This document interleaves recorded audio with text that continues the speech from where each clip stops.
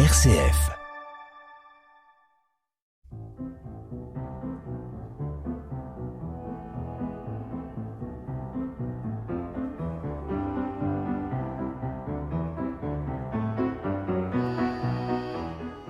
L'église dont je rêve, c'est une église qui soit inclusive, tolérante, vraiment ouverte à tous, quel que soit leur genre, leur orientation sexuelle, leur statut matrimonial, et qui saurait, en toute humilité et avec intelligence, se remettre en question. L'église dont je rêve sur RCF. Toutes les religions ont toujours essayé d'avoir une certaine maîtrise sur la vie sexuelle des couples et des personnes. Et le christianisme ne fait pas exception. Il s'appuie sur des raisons de pureté ou de conformité à la loi naturelle pour réguler une sexualité qui peut effectivement se faire violente avec un A ou avec un E. Mais l'Église n'est-elle pas tombée dans un excès normatif ? Ici comme ailleurs, au risque d'exclure tous ceux et celles ne pouvant pas ou ne voulant pas en conscience suivre ces règles. Avec nous pour en parler, Odile Bagot, qui est gynécologue obstétricienne, psychosomaticienne, qui enseigne la sexologie à l'Université de Strasbourg, qui a un master d'éthique, qui est organiste de sa paroisse, et qui est aussi au service des plus vulnérables à la Fondation Vincent de Paul, où elle est vice-présidente au service des femmes avec plein de publications. Sur RCF, la théologienne Marie Jotil, à l'écoute de celles et ceux qui bâtissent l'Église de demain. Odile Bagot, bonjour. Bonjour Marie-Jo. C'est un très beau rêve que vous avez mentionné aujourd'hui et je m'en réjouis parce que c'est pas tous les jours que j'accueille une gynéco qui est confrontée à ces questions et qui de surcroît est cathos, qui doit pas toujours aller très très bien ensemble. Ce n'est pas toujours simple, en effet. En effet. Alors, dites-moi, pourquoi ce rêve ? Quel est votre diagnostic ? Mon diagnostic, c'est d'abord que l'Église est une institution humaine, mais je garde quand même en idée dans l'esprit que c'est sous le souffle de l'esprit qu'elle va agir. Mais elle est menée par des hommes avec grand H et beaucoup d'hommes avec petit h. Et j'ai donc la lucidité d'y voir, ma foi, toutes les tentations, les lâchetés, mais aussi les horreurs que peut y commettre l'homme. Et pourtant, moi, je l'aime quand même, cette Église, et je crois que cette faiblesse, ça me permet de ne pas désespérer et de penser qu'on peut aller plus loin, mais tous ensemble. Et les horreurs, vous mettez quoi derrière ce mot ? Dans les horreurs, on reparlera une énième fois, je dirais, de toutes les abus sexuels qu'il y a pu avoir dans l'Église, mais aussi des exclusions. Et ces exclusions, moi, je les vois au quotidien, dans ma pratique. Que ce soit concernant la contraception, les questions d'identité de genre ou d'orientation sexuelle, de mettre quelqu'un au banc d'une communauté, ça fait partie pour moi des horreurs. Ouais, c'est vrai que du point de vue progression médicalement assistée, contraception, même homosexualité, etc., la position de l'Église est souvent considérée comme discriminante par les premiers intéressés. Non seulement elle est considérée comme telle, mais si on regarde de près les textes du magistère, ils sont discriminants. Oui, le catéchisme en particulier. Le catéchisme, ou concernant par exemple la PMA, des choses qui en fait nous sembleraient évidentes. L'insémination au sein d'un couple, une fécondation in vitro, parce que la femme a des trompes qui sont malheureusement bouchées. Le seul moyen d'obtenir une grossesse, c'est de prendre un ovule, le mettre avec des spermatozoïdes, avoir un embryon et le réimplanter. A priori, pour quelqu'un de bon sens et de bienveillant, il n'y a pas de quoi fouetter un chat. Et pourtant, ça reste encore dans les interdits, dans la morale, je dirais, sexuelle et sur la procréation de l'Église. Et ça, moi, ça me heurte et ça me fait beaucoup de peine parce que j'ai vu des couples très catholiques avoir justement ce souci, avoir recours à une PMA et s'en sentir coupable, alors que c'était, je dirais, pour la vie et pour donner la vie. Oui, ce qui est quand même le message principal de l'Évangile. Absolument. Donc c'est vrai que je comprends, c'est quand même extrêmement difficile et culpabilisant dans la pratique. C'est culpabilisant pour effectivement les couples, pour les femmes qui voudraient suivre les préceptes de l'Église, Mais on se rend compte aussi que du côté, je dirais, des fidèles, alors moi je vois un petit peu deux catégories, hein. Je vois ceux qui sont attirés vers quelque chose de plus traditionnaliste, à l'instar des fondamentalistes des autres religions monothéistes, hein, que ce soit les musulmans ou les juifs, mais aussi le fidèle lambda qui a envie de jeter l'éponge en disant « Oh, je vais pas me battre pour ça et je vais faire mon choix seul, en conscience, et tant pis si l'Église n'est pas d'accord ». Et ça, si on regarde d'un point de vue un petit peu historique, hein, Daniel Hervieux-Léger, qui est sociologue des religions, a bien pointé que c'est à partir de là, donc de cette distance prise par rapport à la morale sexuelle de l'Église, que les catholiques, petit à petit, pour d'autres sujets aussi, se sont éloignés de l'Église. Et c'est dommage, parce que si on regarde au point de vue social, au point de vue environnemental, ce que le magistère a pu produire, il y a des belles et bonnes choses. Mais côté morale sexuelle, franchement, ils sont passés à côté du coche.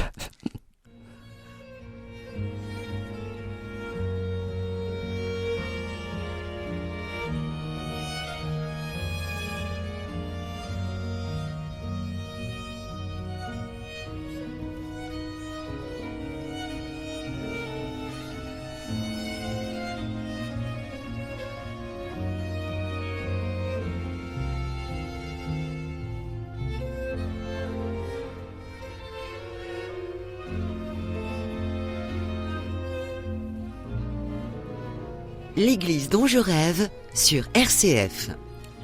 Odile Bagot, nous venons de faire un diagnostic qui d'une certaine façon pointe tous les problèmes d'interdit que nous trouvons dans l'Église, ce qui a comme conséquence une grande culpabilisation et puis une émancipation des personnes concernées. Si on essayait de chercher maintenant des ressources pour avancer, vous voyez comment on pourrait avancer ensemble ?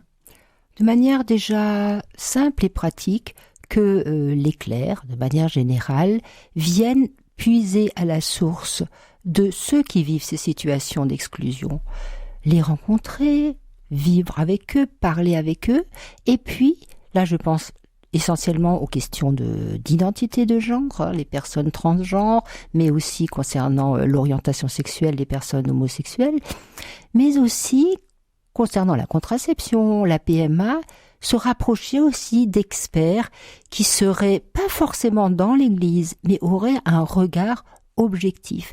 Et en fonction de tous ces éléments que nous pourrions apporter, faire bouger un petit peu ce dogme auquel on est malheureusement encore trop attaché et qui persiste dans les consciences.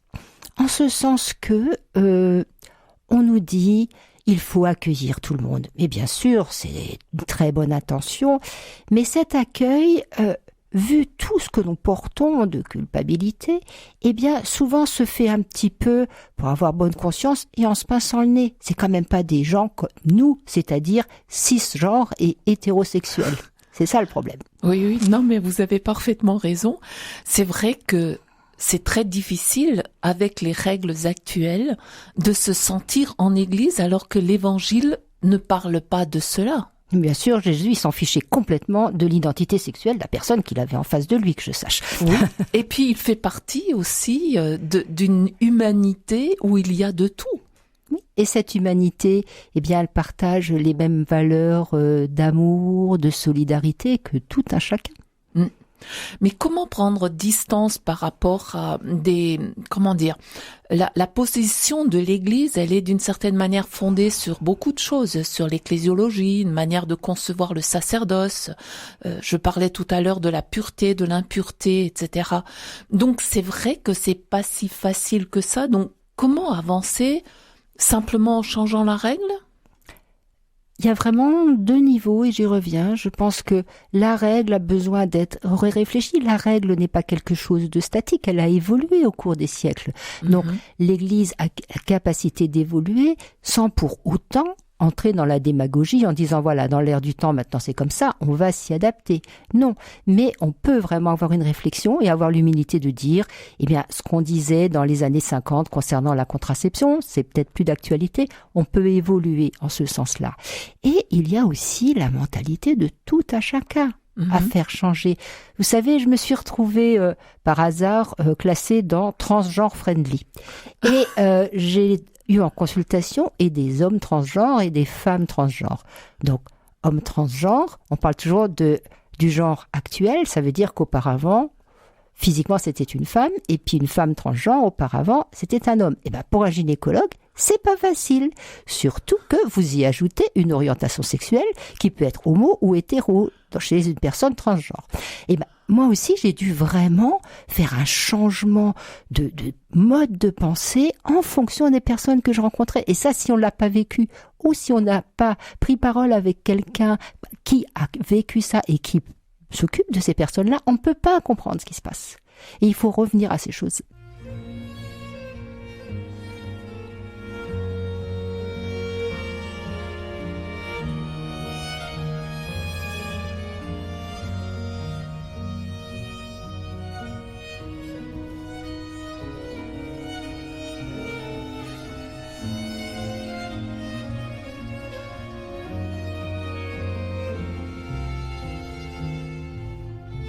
L'église dont je rêve, Marie Jotil sur RCF.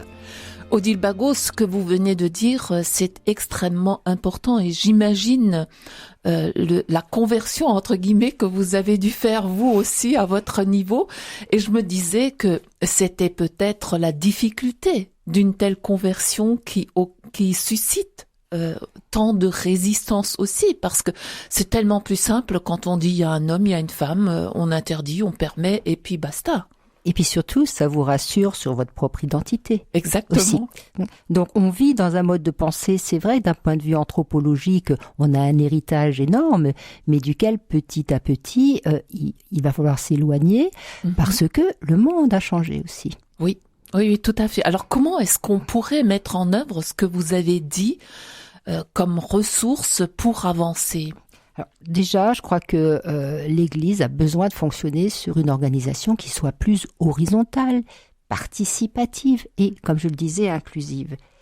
Il nous faut aussi trouver la juste relation entre les clercs et les laïcs, où toute notion de hiérarchie serait honnêtement, franchement, hors sujet. Mais ça aussi, c'est un nouveau mode de communication qu'il faut nous trouver. C'est pas une évidence.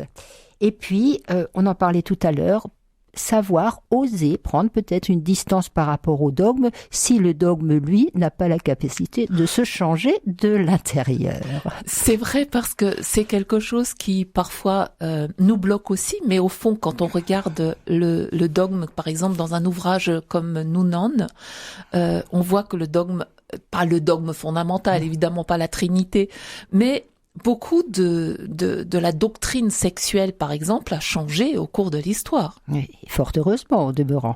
Mais il reste encore, et là c'est plutôt avec, je dirais, ma réflexion psychanalytique, que je me rends compte que nous portons quand même encore toute cette histoire et que c'est difficile, autant consciemment dans notre discours, de notre raison, on est capable de prendre la distance, mais inconsciemment, c'est toujours un petit peu compliqué. Quand on demande à un couple, ça te ferait quoi de savoir que ta fille ou ton fils est homo ?